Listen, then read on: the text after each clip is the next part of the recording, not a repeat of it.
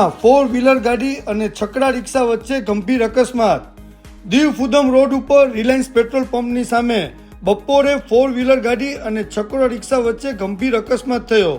આ અકસ્માતમાં છકડા રિક્ષા ચાલક સિરાજ ખાન રહેવાસી દેલવારાને ઈજા થઈ અને 4 વ્હીલર ચાલક પઠાણ અરબાઝ ખાન માજીદ ખાન છે, જે સુરેન્દ્રનગરનો છે।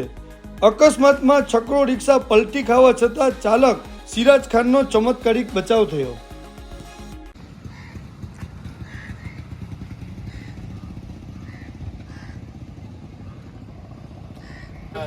अरबाज खान नाम से ताરું નામ ધીરજ હે હબીબ